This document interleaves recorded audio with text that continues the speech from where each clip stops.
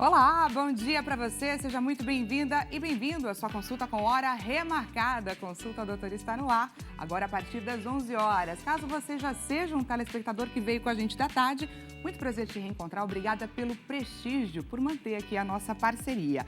Para quem acaba de chegar, este é o Consulta Doutora, eu sou a Dani Parisi e esse programa se propõe a debater diversos assuntos relacionados à nossa saúde, focando sempre na prevenção, sinais de alerta, formas de diagnóstico e, claro, caminhos para o tratamento. Longevidade e qualidade de vida estão entre os nossos objetivos. Estamos vivendo mais e, portanto, precisamos, é claro, viver melhor.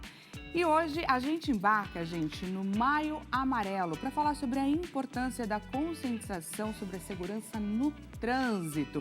E entre diversas questões nós temos aí a negligência de motoristas, de pedestres, é claro, a omissão de órgãos públicos e tantas outras questões que acabam tornando o nosso trânsito cada vez mais inseguro. E as maiores vítimas, infelizmente, são os motociclistas. Mas, para além de falar sobre a problemática, a gente vai falar também sobre a importância de atuar nos primeiros socorros. E de que forma que a gente consegue fazer isso? Hoje também é o dia do enfermeiro e teremos aqui um enfermeiro que vai ensinar para a gente manobras importantíssimas. Porque, claro, omissão de socorro é considerado crime. Mas então como que a gente consegue atuar de forma a garantir a vida daquela vítima, daquela pessoa? Informação de qualidade na sua tela. Lembrou de alguém a quem essa nossa consulta é importante e relevante? Nós estamos em transmissão ao vivo, pessoal, pelo site ou pelo aplicativo. Você consegue compartilhar o nosso link de transmissão. O site é www.hittv.com.br e o nosso aplicativo Hit Play. Você faz isso de forma fácil e muito prática. Te convido, é claro, a você participar dessa consulta que foi marcada com todo carinho para você. DDD 11 3337 5886. Não deixe de trazer aqui o seu relato, a sua dúvida. Queremos interagir com você, é claro, que nos assiste. Ao invés de você ir lá e mandar sua pergunta para o Dr. Google, para a inteligência artificial, não perca a oportunidade de tirá-la com quem realmente entende do assunto. E eu também gostaria, claro, de te convidar para participar da nossa enquete que já está, é claro, à sua espera. Aonde que você encontra essa enquete? Lá no nosso Instagram, @consultaodoutorhittv. Diretor, coloca, por favor, a nossa enquete na tela. Olha lá o que nós queremos saber de você, tá lá nos nossos stories. O que precisa mudar para termos aí um trânsito mais seguro? Uso do celular no volante, excesso de velocidade, desrespeito às leis de trânsito, isso ali num geral, inclusive com relação à falta de atenção, ou o consumo de álcool ao dirigir. Clica lá na alternativa que a gente vai, é claro, trazer essa parte do tema para o nosso bate-papo. Antes de mais nada, deixa eu aproveitar para te mostrar, para te apresentar quem já está aqui com a gente nos nossos estúdios, pronto para compartilhar todo o seu conhecimento na tela. Então, vamos lá. Estamos aqui, com Carlos Aurélio Rodrigues, socorrista e também enfermeiro. Atua no atendimento pré-hospitalar e escolheu a área da emergência pelo propósito de salvar vidas e preparar profissionais para situações críticas. Seu diferencial está na formação prática em primeiros socorros, suporte básico de vida e atendimento traumático. Aliando técnica e humanização entre os desafios da profissão, ele destaca a preparação de socorristas para agir com segurança e equilíbrio sob pressão. Um grande desafio. Seja muito bem-vindo aqui ao Consulta, Dani, doutor. Prazer. A gente que agradece e parabéns, inclusive, pelo seu dia. Afinal de contas, hoje é o dia do enfermeiro. Conta pra gente um pouquinho sobre a sua história. Muito obrigado. Bom, hoje é dia do enfermeiro, né? Uma profissão tão bonita e... tão necessária. Exatamente, né? Hoje a frente de batalha da área da saúde é a enfermagem, né? Representam aproximadamente 3 milhões de profissionais, entre enfermeiros, técnicos de enfermagem e auxiliares de enfermagem. Então, é uma profissão extremamente importante, que vai de frente, que vai atender a população. É o profissional que vai estar ali no resgate, no socorro, no atendimento pré-hospitalar, na beira do leito, nos momentos mais difíceis, né? Segurando, às vezes, você não conseguindo fazer grande diferença, mas colocando a mão, tocando, demonstrando que quer cuidar das pessoas, que quer salvar vidas. Então, essa parte humana da profissão é tão bonita, né? E a Florence Nightingale, né, que começou isso, começou a profissão, né, do enfermeiro na Guerra da Crimeia. Então, uma grande mulher, as mulheres que representam a grande massa da enfermagem brasileira. Eu, como homem, sou intruso na área, né, do universo feminino que predomina a enfermagem, então é uma honra, né? Que eu era comissário de bordo internacional e agora me embreiei na área de enfermagem, principalmente na parte de treinamentos, que é muito importante, né? Então, é predominante a nossa prática para formar excelentes profissionais e a enfermagem precisa disso, né? Você estava falando de honra e a honra é nossa, afinal de contas, é muito importante que a gente saiba que a gente conta com profissionais como o Carlos para garantir a nossa segurança aí ao longo das adversidades do nosso dia a dia. E olha só, gente, estamos embarcando na campanha Maio Amarelo, que essa campanha, gente, ela tem inclusive como foco o cuidado com o outro, o enxergar o outro como uma forma de salvar vidas. E a gente recebeu, inclusive, a participação em um vídeo do Fábio Nigro, que é superintendente de marketing, mídia e educação da CET, que vai falar um pouquinho sobre o mote desse ano e a importância de existir o Maio Amarelo. Vamos ouvi-lo. O Maio Amarelo é um movimento que busca diminuir mortes e acidentes no trânsito. É um movimento que surgiu em 2011 com o Observatório Nacional da Segurança Viária. Desde alguns anos, a Prefeitura e a CET promovem diversas ações e campanhas durante o mês de maio, com o objetivo de levar a educação de trânsito para toda a população. Uma dessas ações, uma dessas campanhas que nós estabelecemos todos os anos, é em parceria com a MAFRE, o Instituto MAFRE, que tem um projeto chamado Na Pista Certa. O programa Na Pista Certa leva essa educação de trânsito para as crianças através de um ambiente lúdico, através de uma mini-cidade itinerante e cenográfica, e com todas as sinalizações adequadas, inclusive sinalizações voltadas para deficientes e pessoas com dificuldade de locomoção. As crianças, quando recebem esse tipo de educação, esse tipo de conteúdo, elas conseguem levar esse conteúdo para dentro de suas casas, para os seus pais, para os seus avós, para os seus irmãos, para os seus amigos. E essa é uma estratégia há muito tempo adotada pela CET e que essa parceria com a MAFRE faz com que a gente consiga atingir parcelas da população que dificilmente nós conseguimos atingir se a gente não tiver uma atividade itinerante. O projeto Na Pista Certa é um dos principais orgulhos em termos de parceria que nós temos. Ele é o foco da parceria com a MAFRE, e ele leva não só conscientização, mas cidadania para dentro dos lares paulistanos. Olha aí, gente, a importância da educação no trânsito e de educar, inclusive, desde pequenininho, não é?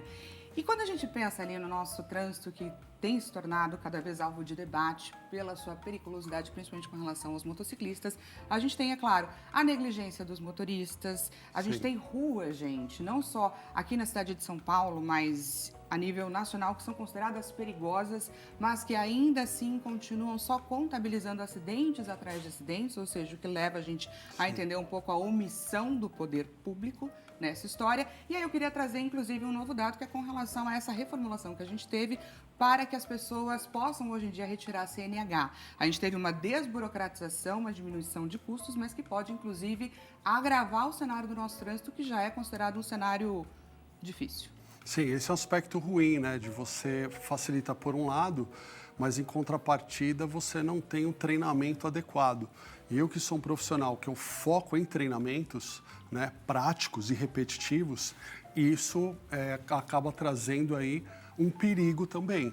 Pessoas que não têm uma aptidão, não têm uma repetição na condução, de ter hábito de utilizar a seta para mudar de faixa, que é, ao meu ver, um dos equipamentos de segurança mais importantes do trânsito, porque você tem que mostrar de forma antecipada o que você vai fazer.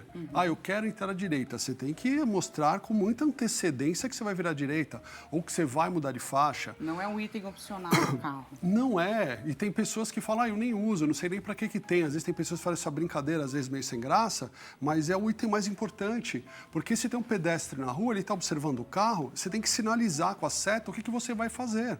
Até para o pedestre se antecipar no trânsito. Os motoqueiros, como é que você vai trocar de faixa faixa sem de forma antecipada você dar essa seta. Então, isso também faz parte nesse treinamento. Então, a seta no trânsito, ao meu ver, observando, já viajando o mundo, já conheci mais de 25 países no mundo, eu vejo a importância disso. A importância de você utilizar esse equipamento para mudar de faixa.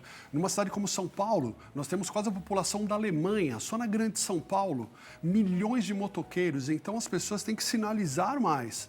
Tem que ter essa educação no trânsito, esperar, sinaliza. O que você vai fazer? Porque às vezes a moto vem em pontos cegos no teu carro de forma rápida e você troca de faixa e você não avisou ninguém, você pega esse motoqueiro ou você bate em outro carro. Então, você utilizar essa seta é uma das formas mais importantes, né? Então, a ausência de treinamento, ela faz falta. Você precisa de treinamento. Igual, sou enfermeiro, sou da área da saúde. Então, o que os meus alunos mais reclamam, Carlos, é um oceano de teoria e nada de prática. Nossa, como é que eu posso ser socorrista com aula EAD? Então, assim, são coisas que as pessoas não param para pensar, né? Então, de um lado facilita, mas qual que é o objetivo principal? Né? Reduzir essas marcas, esses números no trânsito. É isso que a gente tem que observar, né? E olha só, gente, segundo o Denatran, cerca de 90% dos acidentes, das mortes no trânsito poderiam ser evitadas com a direção defensiva. O que é a direção defensiva, Carlos? A direção defensiva, ela vai de encontro a isso tudo que a gente está falando. Você se antecipar, você pensar no próximo, você não ficar suscetível a acidentes. Então, uma utilização de uma seta, você ajustar os espelhos do carro para saber o ajuste correto, pontos cegos do carro. Caminhões têm muitos pontos cegos. É muito perigoso você ultrapassar um caminhão, por exemplo. Então, você tem que ficar de olho nas sinalizações, faixa de pedestre. Outra coisa que acontece muito, tem aquelas faixas de pedestre, você tem que parar. Quando tem uma pessoa que vai passar na faixa, você tem que parar, independente de não ter a sinalização. Aí, muitas vezes, os carros param e as motos passam a milhão na lateral. Vai rapidinho, só preciso passar aqui rapidinho. Aí o que acontece? Os carros param e, às vezes, os motoqueiros passam no corredor, nas laterais e atropelam pessoas. Teve uma vez que eu peguei um atropelamento aqui no aeroporto de Congonhas, um atropelamento feio, com traumatismo crânioencefálico. Fiquei quase 30 minutos na cena ali, socorrendo, acidente grave, cabeça aberta. Então, por quê? Ninguém respeita. Aí o pedestre também, muitas vezes, também não vai na faixa. Aí ele quer passar entre os carros. Então, tudo isso tem que ser pensado. Então, uma coisa em conjunto. É o pedestre que também tem que tomar cuidado e também os motoristas. É algo em conjunto. Eu lembro que uma vez eu estava em Las Vegas, de madrugada, logo de manhã, eu fui tomar um café da manhã e quando eu olhei, pessoas paradas, não tinha ninguém na rua. Aí, os pedestres parados, sem carro nenhum, aguardando o sinal para eles atravessarem de uma calçada a outra. Então, o que foi falado pelo colega ali da CT, das crianças já, né? É o papo que nós batemos aqui antes de começar o programa, da importância de ter treinamento em crianças em primeiros socorros e também na parte de trânsito, que eu achei muito bacana da parte da CT, que eu não conhecia. Então, assim, se você doutrina as crianças nessa educação, então você cria esse hábito, né? Eu tenho a filosofia que a repetição é a mãe do aprendizado. Exatamente. Né? Então, se você repete a criança de forma correta, então você vai ter adultos melhores que vão respeitar mais esse trânsito, né? Agora, um outro lado aqui do nosso bate-papo é que, infelizmente, diante de um acidente, a omissão de socorro é considerada crime, sim. Não é todo mundo que tem essa consciência, mas é importante que a gente traga a você que nos assiste essa informação. Mas a grande questão é como agir, de que forma que a gente pode, de fato, atuar a fim de salvar a vida daquela pessoa. E por isso, até que o Carlos estava comentando sobre a importância da gente aprender sobre isso desde cedo. Mas, infelizmente, não é para todo mundo e é por isso que o Carlos está aqui para ensinar para a gente quais são os caminhos. Então, diante de uma situação de acidente, o que eu preciso avaliar, o que eu preciso levar em consideração? A gente tem, inclusive, uma tela que eu vou pedir para a nossa produção colocar para que você passe a nos explicar, então, esse passo a passo, o que precisa ser levado em consideração na tela. Então, nós temos ali como proceder em casos de acidente. Segurança em primeiro lugar, verificar feridos, liberar a via, documentar o acidente, trocar informações, fazer o boletim de ocorrência, se tem ou não tem vítima e acionar o seguro. Você concorda com esse protocolo? Você gostaria de orientar um pouco mais? Quais são as questões que você quer pontuar? Sim, vamos lá. Segurança em primeiros socorros em primeiro lugar. Vamos Primeiro, quando nós vamos fazer um socorro, a nossa primeira preocupação como socorristas e profissionais, a primeira coisa é cuidar da segurança do local. Por exemplo, você chegou no local, vamos falar de trânsito, que é o tema aqui do mês. Você chegou no local, tem carro batido, tem vítima no chão. Então, se você não tornar o local seguro primeiro, antes de você atender, você coloca todo mundo em risco. Você se coloca em risco e coloca em risco também as pessoas que estão ali. Eu estou falando até no aspecto do próprio socorrista, que ele tem que tomar cuidado com isso. Você vê muitas vezes trânsito que as pessoas não sabem nem utilizar o triângulo do carro, não sabem nem a distância. Às vezes a pessoa coloca o triângulo encaixado no carro, em cima do carro. E não sinaliza Não nada. sinaliza nada. Então não coloca a distância correta nas áreas urbanas, que você tem que colocar a distância correta. Rodovias, por exemplo, você tem uma Castelo Branco, você está a 120 km... 120 km por hora, você tem que dar 120 passos para poder sinalizar. Olha que por causa do tempo pessoal. de aceleração. Então, assim, a 120 km por hora, um carro percorre 66 metros em 1 segundo. Então, o tempo de reação dele para tirar o pé do acelerador e até o freio, ele percorreu quase 120 metros. Então, isso é uma questão. Então, você tem que ter essa sinalização para você cuidar. E a pessoa que está ali, vamos falar do tema aqui da pessoa comum na rua, omissão de socorro. Somente você solicitar ajuda já descaracteriza a omissão de socorro. Se você não tem preparo, não toque na vítima, porque eu já vi vários casos de pessoas ficarem paraplégicas na cena porque alguém manipulou de forma inadequada. Se nós, profissionais de saúde, precisamos de treino longo para poder manejar essa vítima de forma segura, imagina um leigo, como é que ele vai mexer nessa vítima? Então, o melhor que se faz nesse momento é proteger a cena. Caiu um motoqueiro no meio da via, vai parando, sinaliza, diminui esse trânsito. Diminui esse trânsito para que não tenha um perigo maior que outras pessoas venham se acidentar. Tem pessoas que estão paradas, tem carros parados, pega o triângulo de um carro, pega o triângulo de outro, pega o triângulo de outro carro, faz um desvio no local e protege a cena. Mas o mais importante, quem não é da área e não conhece, não toque na vítima. E o que é importante eu reportar na minha ligação? Na ligação, você vai ligar lá para o SAMU 192, de preferência, né? Então, SAMU 192, tá? Só para te lembrar, SAMU 192. Liga para o SAMU, fala o que ocorreu, que tem um acidente, mostra a localização e, se por acaso tem algo mais grave, que você veja, olha, tem uma grande hemorragia, então pode ser que o colega que está do outro lado do telefone, ele possa te orientar a diminuir o problema naquela cena. Esse é um trabalho muito bacana e muito necessário, que é feito do outro lado da linha, não é? Extremamente importante. Então, esse profissional que está do outro lado, fazendo essa regulação, ele tem que estar muito atento e poder orientar essas pessoas. Muitas vezes eles orientam também, por exemplo, pessoas que têm parada cardiorrespiratória, eles falam, coloca a mão no tórax, vai, faz a pressão, não pare. Então, pelo telefone, eles também fazem essas orientações. Então, no caso do acidente, a mesma coisa. Liga para o SAMU 192, depois pode ligar para a polícia também. Vamos supor, tem questão de segurança que eu falei.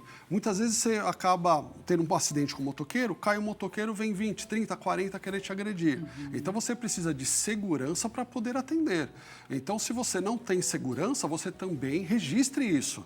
Faça o boletim no mesmo dia, também o boletim de ocorrência, detalhando o que aconteceu, né? Detalhando o que aconteceu, como ocorreu.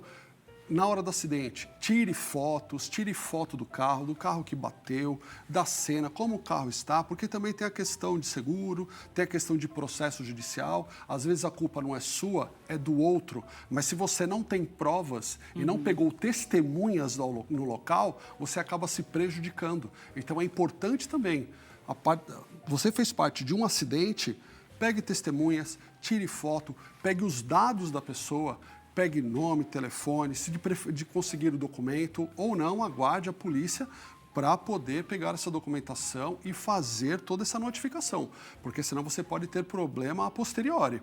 E é muito importante a gente entender que é preciso manter a calma, nem sempre isso é fácil, né? É fácil na fala, mas no dia a dia, como? Isso é um ponto muito importante, isso é que eu treino muitos nossos socorristas na escola. Eu falo, a adrenalina vem, mesmo o profissional da área de saúde, claro que vem, o coração dispara, vem aquela adrenalina, aquela cena, é perna para um lado, corpo para o outro, carro arrebentado, risco de explosão. Então, é o que eu falo, primeiro tem a concentração. É igual um atleta. O atleta está num jogo, a torcida está gritando, o cara está concentrado no que ele tem que fazer dentro do jogo. Então, quando você vai socorrer, é a mesma coisa. Mesmo com a adrenalina, se concentra no que você vai fazer. O que você tem de conhecimento, aplique na cena. Ou proteja. Se você é um profissional que você vai atuar, se concentre, respire e veja o que você vai fazer o passo a passo. Você pode cometer alguns erros como profissional da área de saúde?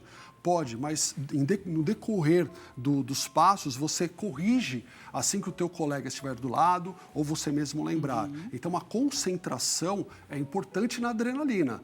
Você pode ficar meio afobado com a cena, gente gritando. Então, eu sempre falo, é a tua concentração que vai salvar essa vida. Que vai determinar, né? Se manter ali no eixo. Mesmo com a adrenalina e o coração disparado. E você trouxe aqui, então, alguns itens que são importantíssimos para os primeiros socorros. Queria começar aqui a nossa demonstração para você explicar um pouquinho. Vamos levar em consideração algumas condições. Parada cardiorrespiratória, como que a gente pode fazer para identificar se a vítima respira ou não, como proceder, diante, por exemplo, de uma hemorragia, um sangramento. Então, a partir de agora, contigo. Bom, vamos lá. Então, aqui nós temos o quê? Nós temos aqui alguns equipamentos que nós utilizamos aqui no resgate, cânula de Guedel, torniquete, cânulas, e aqui a parte de contenção de hemorragias, né? Então, vamos falar aqui da parte de hemorragias. Como é que você pode lidar aqui no caso? Se vamos supor que eu tenha um trauma, um corte no braço. Então, nós temos alguns protocolos a serem seguidos. Geralmente, uma pressão direta no local já é o início do tratamento para conter uma hemorragia. É estancar, né? Parar Isso. aquele sangramento. É como se fosse a lógica de aquela mangueirinha do chuveiro, você coloca ela sem a ponta e ela está saindo água. Se você pisar nela e pressionar essa mangueira, a água diminui ou ela vai cessar. Então, a lógica é mais ou menos essa. Então, você pressiona os vasos para que diminua ou contenha essa hemorragia. Então, se eu tenho equipamentos de primeiros socorros, eu posso ter, por exemplo, uma gaze. Isso aqui é um curativo cirúrgico, que geralmente os socorristas utilizam. Mas pode ser uma gaze, por exemplo, ou você pode improvisar alguma coisa, tá? Pode ser um pano de prato, pode ser uma camisa de algodão. Eu não recomendo toalhas, que as toalhas têm a trama muito aberta, ela vai encharcar de sangue e você não vai conter essa hemorragia. Então, se você pressionar o local e para você conter essa hemorragia, ela já é muito importante para você poder salvar essa vida, tá? E eu tenho aqui, por exemplo, uma atadura, então eu posso fazer essa compressão e logo em seguida colocar essa atadura ao redor para conter essa hemorragia. Então, é isso que você vai fazer. Até numa perda de membro, como está aqui aparecendo aqui na tela. Vamos supor que eu perdi a minha mão. Então, você vem com uma atadura forte e você vem pressionando com força para conter essa hemorragia, tá? Então, essa é uma maneira. E perda de membro, onde acontece muito no trauma, principalmente em motoqueiros. Isso acontece muito acidente com motoqueiros. Então, os motoqueiros deveriam principalmente pensar também em primeiros socorros. Por exemplo, aqui eu tenho um torniquete, né, que é utilizado em grandes ensanguinações, que é utilizado principalmente para quem trabalha com a PH tático, que é o socorro em ambiente tático, policiais e militares, e pessoas que sofrem traumas, que perda de membro, você tem que fazer o quê? Uma contenção na raiz dos membros, ou na área axilar, ou na virilha, se for nos membros inferiores, para conter grandes hemorragias ou até perdas de membros, né? Esse é um equipamento que é para quem trabalha profissionalmente com resgate e atendimento de vítimas, certo? Sim, mas se você fizer um treinamento bom de primeiros socorros, você pode, por exemplo, aprender e ter aptidão para utilizá-lo. Perfeito. Tá? Então, a pessoa que tem o treinamento, tem uma certificação, um curso de primeiros socorros que venha abranger esse tipo de treinamento, você pode utilizar. Eu, nos meus cursos, eu ministro isso aqui para os meus alunos, para socorristas e, em muitos casos, de primeiros socorros. Né? No Exército Brasileiro, dou treinamento também para alguns batalhões. E eu sempre dou treinamento com o torniquete, que também é utilizado muito em batalhas, inclusive na Ucrânia agora, né? Tem sido feito novos testes, novos protocolos em relação a isso. Então, na parte hemorrágica, seria basicamente isso. Então, é importante ter um curso de primeiros socorros.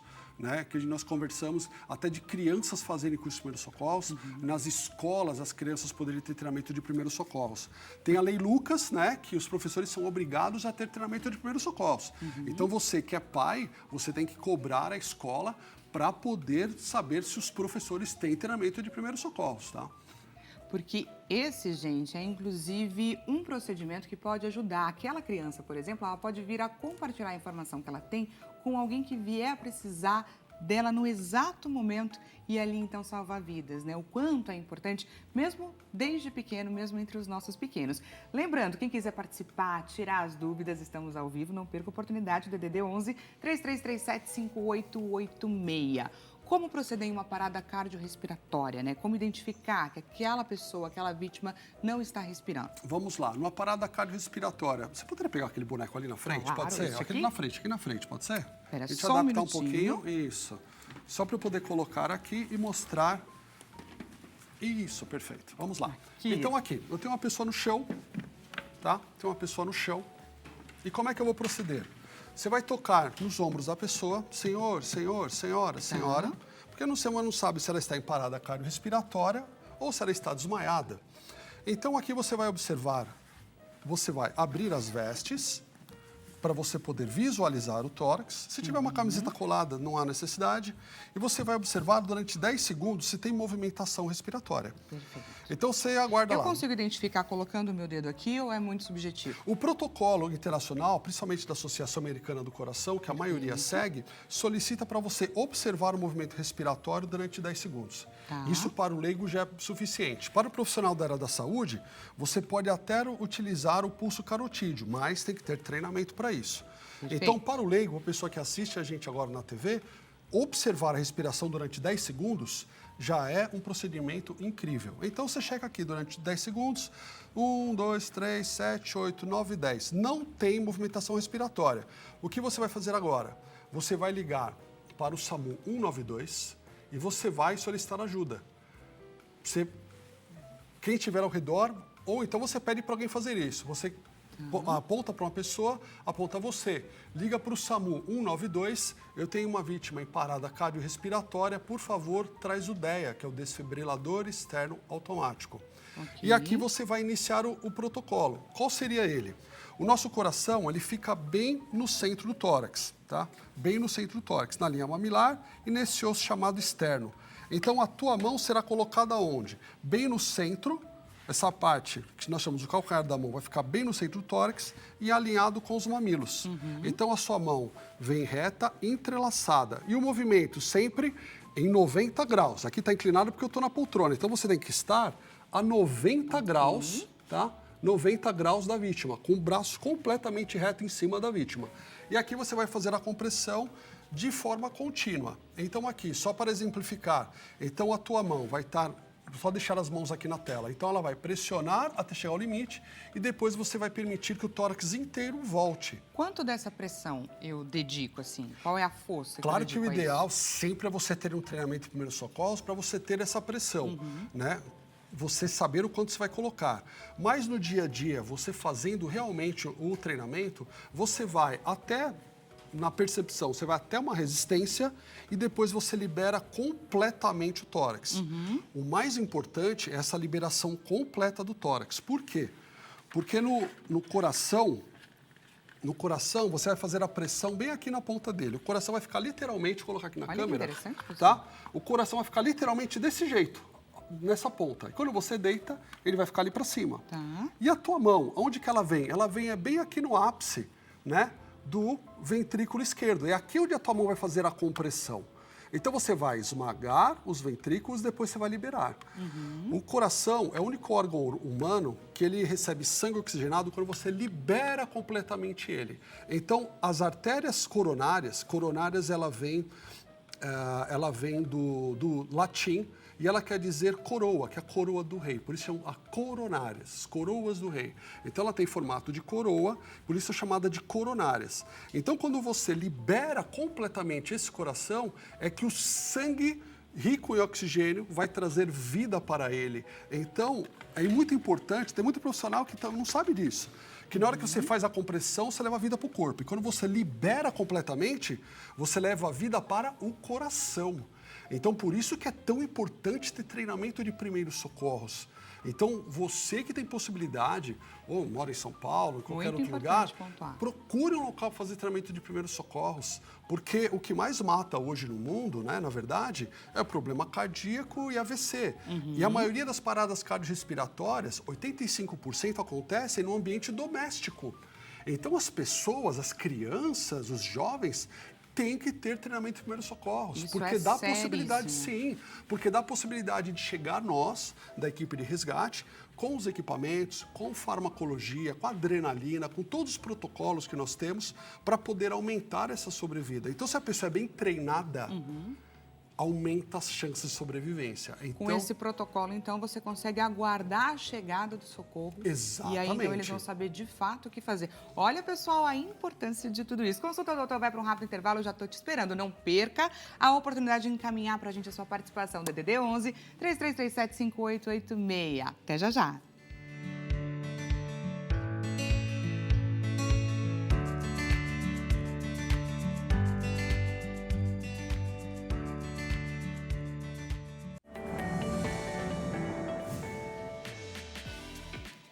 Olá, bom dia para você, seja muito bem-vinda e bem-vindo. Consulta ao Doutor está de volta. Caso você tenha acabado de chegar, acabou de ligar aqui na HIT, nosso bate-papo hoje. Aqui no Consulta ao Doutor, a gente embarca na campanha Maio Amarelo para falar sobre a importância da segurança no nosso trânsito. Estamos, inclusive, embarcando no Dia do Enfermeiro e aprendendo, gente, a como lidar, a como orientar, como entender quais são as questões mais importantes com relação a uma cena aonde acontece, por exemplo, um acidente, como que a gente deve proceder, ligar para chamar a emergência e como que a gente consegue salvar vidas. Não é, obviamente, a nossa função, mas é a nossa responsabilidade como seres humanos, como cidadãos, inclusive. Lembrou de alguém a quem essa nossa consulta é importante e relevante? Nós estamos em transmissão ao vivo, gente, tanto pelo site quanto pelo aplicativo.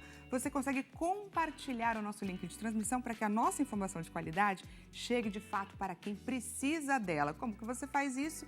www.hittv.com.br através do nosso aplicativo Hit Play. É só compartilhar o link. Também te convido a participar aqui dessa consulta que foi marcada para você. Tira suas dúvidas, traz o seu relato, DDD 11 3337 5886.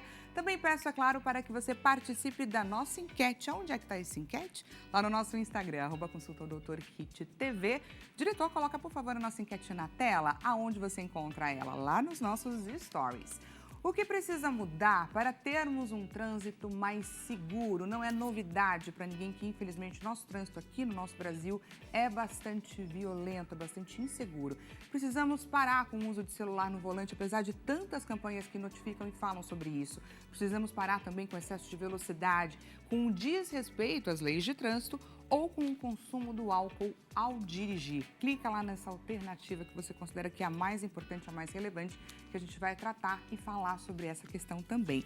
Antes de mais nada, te lembro que hoje é terça-feira, é o dia que a gente aprende também um pouco mais a respeito dos nossos direitos. É o dia que a gente recebe ele sim. O advogado Leonardo Girundi está no ar o quadro O Seu Direito. Agora, Seu Direito, com o advogado Leonardo Girundi. Olá, olá, olá, que alegria estar aqui com você mais uma vez para tratar do seu direito. O meu, o seu direito são muito importantes. E aqui esse quadro é sensacional, eu sempre falo isso, porque aqui nós tratamos do seu direito. Você manda sua dúvida, sua pergunta, já anota aí, já está com a caneta? Já anota aí no seu telefone celular, anota o nosso contato. Ligue para nós no nosso WhatsApp, anote aí de uma vez, 11 3337 5886. Esse é o WhatsApp aqui da HIT. Então você pode mandar sua dúvida e sua pergunta por esse WhatsApp e também para o nosso e-mail. É seudireito@hittv.com.br. Aproveite também e nos siga lá no nosso WhatsApp, no nosso Instagram, no @Leonardo Girundi. Mande sua dúvida, que aqui no programa, no quadro Seu Direito, nós respondemos. Faça aqui, ó, como a Maria Antônia, lá da Penha, da Penha, de São Paulo, que nos mandou uma pergunta. Olha que pergunta interessante, tenho certeza que ela vai nos ajudar também. Olá, doutor, eu cuido da minha mãe de 80 anos com Alzheimer. Tem como eu passar a pensão dela para o meu nome? Não trabalho e cuido dela 24 horas. Obrigada, Maria Antônia, na Penha, de São Paulo. Muito interessante essa pergunta, por alguns aspectos. Primeiro que aqui nós estamos falando da pensão previdenciária. É comum termos dúvida quando falamos de pensão, porque ela pode ser pensão previdenciária ou pensão alimentícia. Então, são dois aspectos diferentes. Um é quando a pessoa se divorcia e recebe ali do ex-marido ou a ex-esposa paga a pensão alimentícia. A outra é essa aqui, que é a pensão previdenciária. A pensão previdenciária é aquela onde uma pessoa contribuiu durante a sua vida para o INSS e depois, quando faleceu, ele já era aposentado ou ainda não, ele faleceu, deixa ali para o seu companheiro, ou a sua esposa, ou o seu esposo, a pensão previdenciária. É este caso aqui. Se a pessoa tem 80 anos e tem Alzheimer, por exemplo, ela precisa sempre de alguém para ajudá-la. Então, existe um aspecto importante disso. A resposta para essa pergunta da nossa telespectadora é não. Não é possível passar a pensão da sua mãe para você, a não ser com o falecimento dela. Quando a mãe falece e você tem menos de 21 anos, você poderia receber, ok? Mas se você tem mais de 21 anos, você não receberia essa pensão. O primeiro aspecto é esse. O segundo aspecto é, se ela tem uma doença, uma enfermidade ali, ou algo que limita o seu dia a dia, ela não consegue fazer as coisas básicas do dia a dia, você pode pedir um aumento de 25% da pensão. Isso é permitido, tem uma lei já que fala sobre isso, já tem um bom tempo, porque essa pessoa precisa de alguém em tempo integral ajudando. Então, pode ter um aumento no valor desta pensão que vai beneficiar com certeza a sua família e a sua casa, ok? Fique ligado, aqui nós tratamos do seu direito. Até breve, um abraço, tchau, tchau. Seu Direito, com o advogado Leonardo Girundi.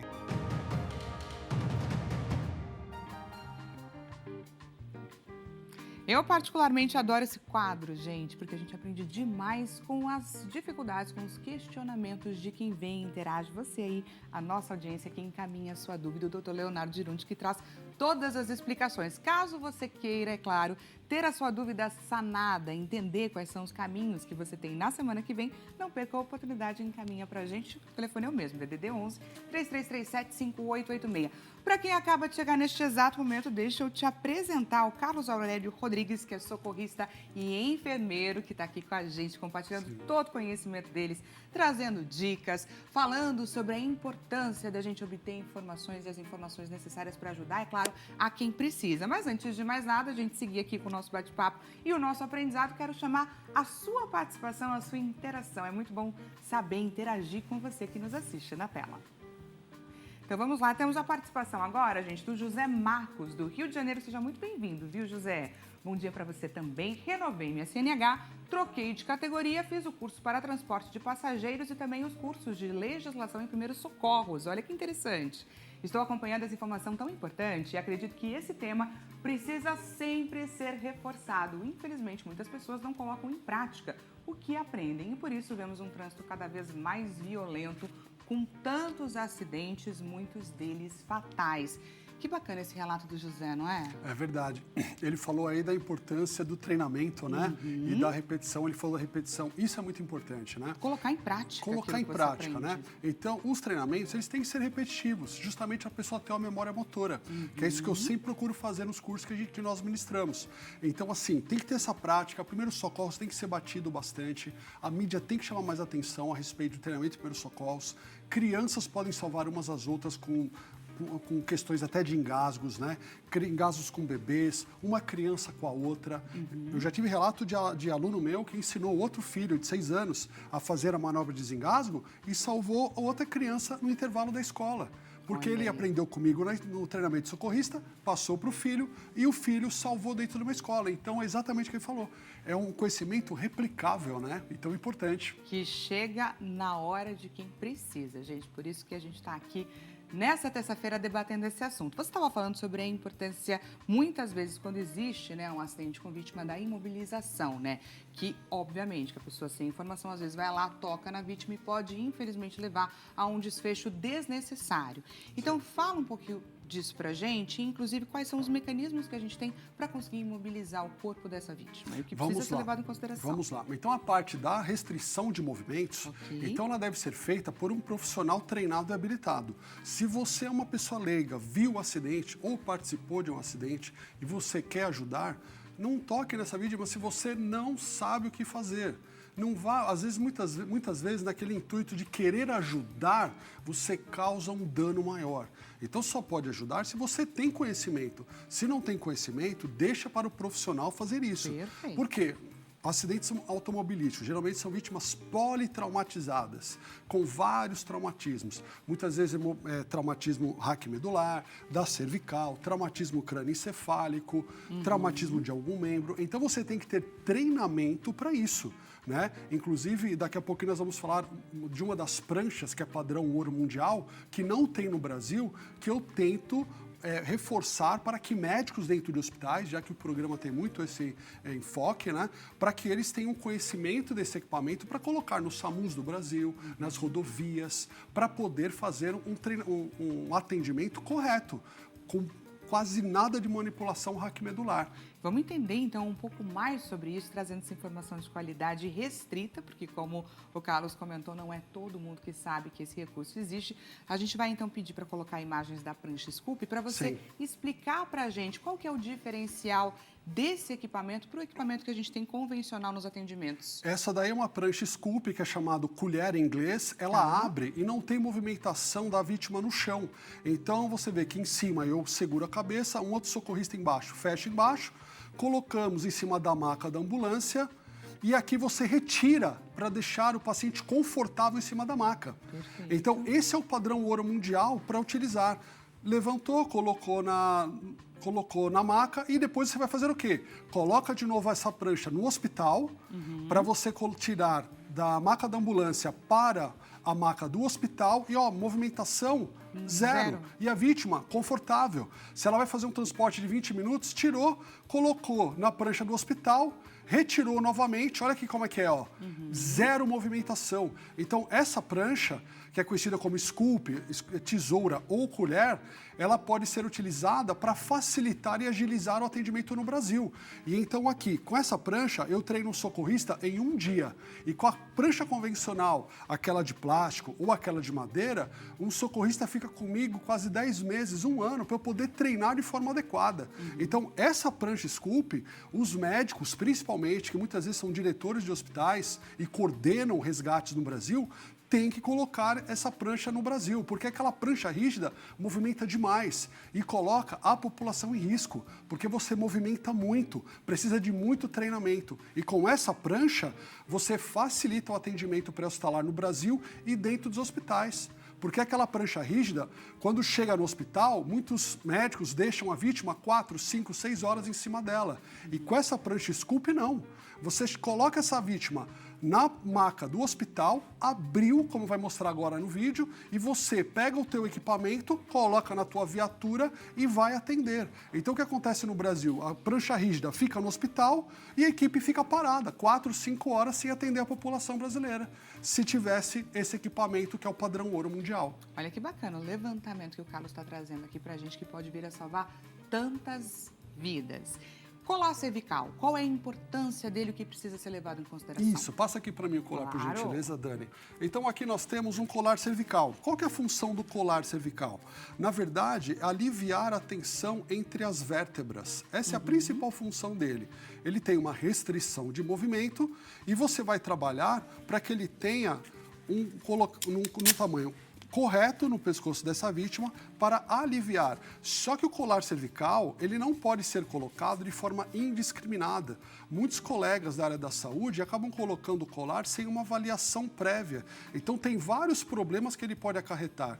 Se você coloca esse colar cervical num tamanho errado, muitas pesquisas, somente nos Estados Unidos, mostram que você pode apertar as jugulares externas e internas e aumentar a pressão intracraniana até 4 milímetros de mercúrio. Então, se você não tem um conhecimento muito apertado no pescoço, você pode fazer o quê? Coloca aqui para mim, ó.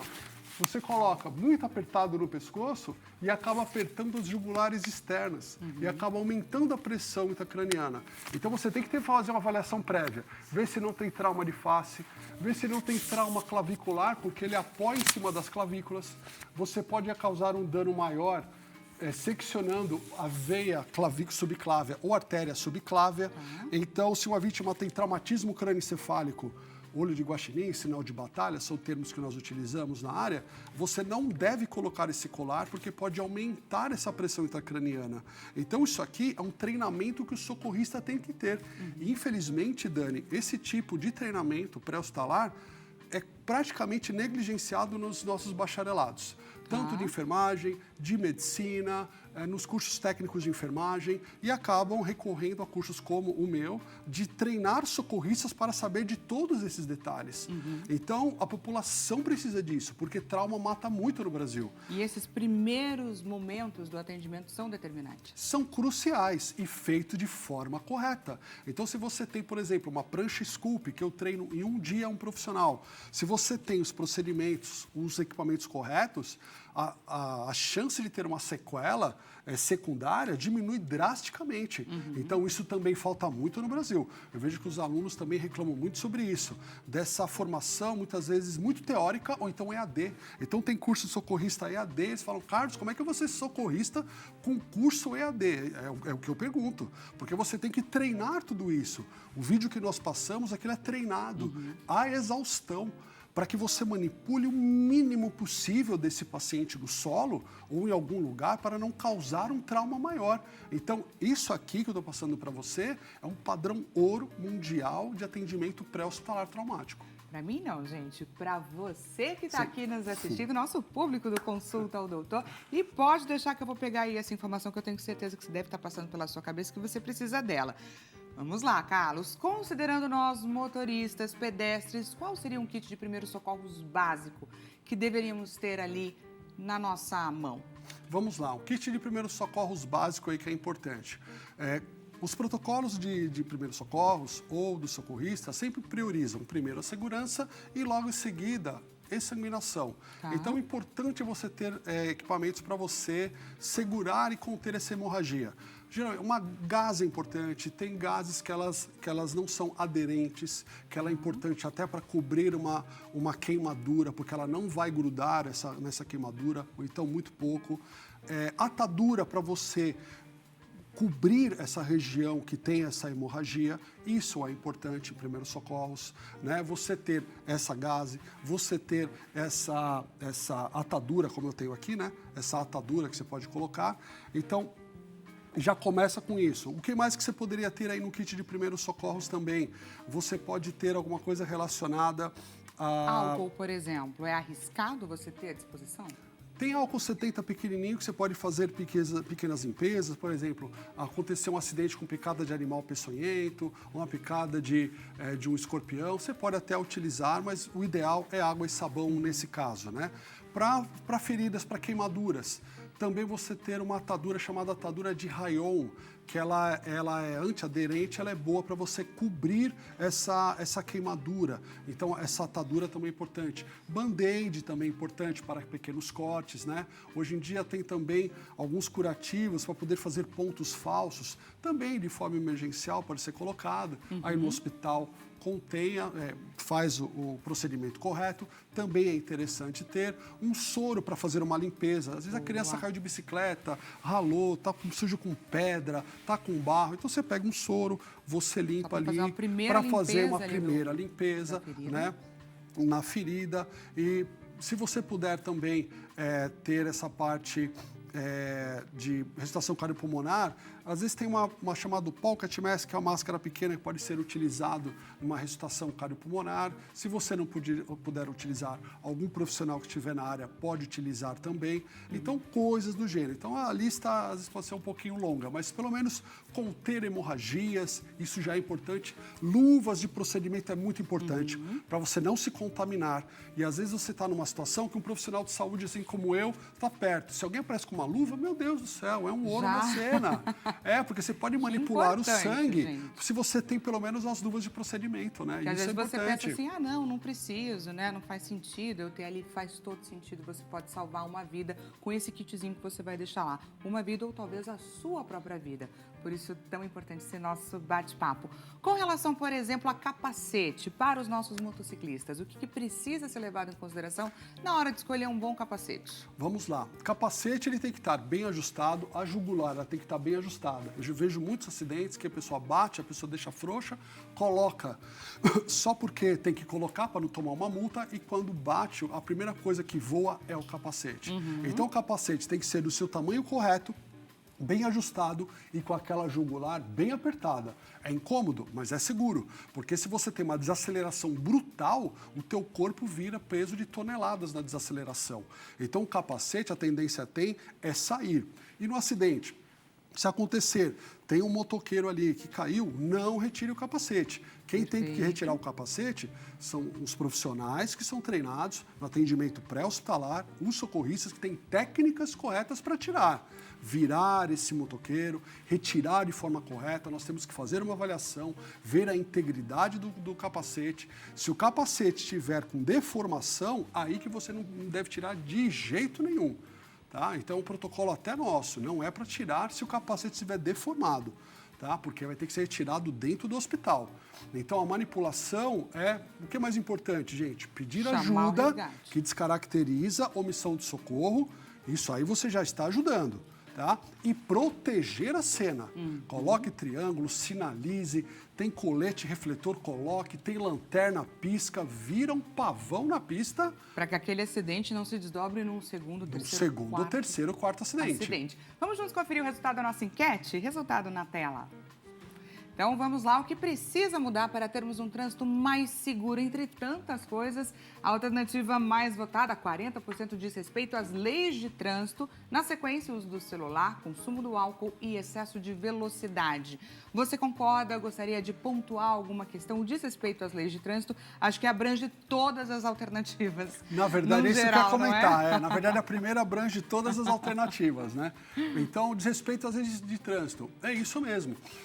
A gente percebe também que tem a questão do brasileiro estar muito ansioso, ele quer sempre chegar primeiro, ele quer estar sempre com pressa para tudo, e isso é um agravante. Então, essa questão é importante de você respeitar as leis. Como a gente falou, da seta ser utilizada para mudar de faixa, para sinalizar se você vai vir, fazer uma conversão à direita, à esquerda. Então, isso tudo é importante, faz parte do respeito às leis de trânsito. E o pedestre também ajudar. Também não adianta nada fazer isso e você passar no meio dos carros para ser atropelado por uma moto, que acontece muito.